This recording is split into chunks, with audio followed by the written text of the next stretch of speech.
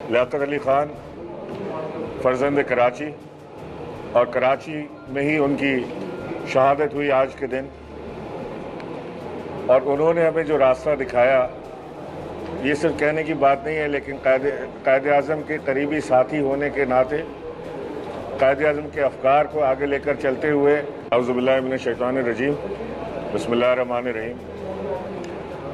लियाकत अली ख़ान फ़र्जंद कराची और कराची में ही उनकी शहादत हुई आज के दिन।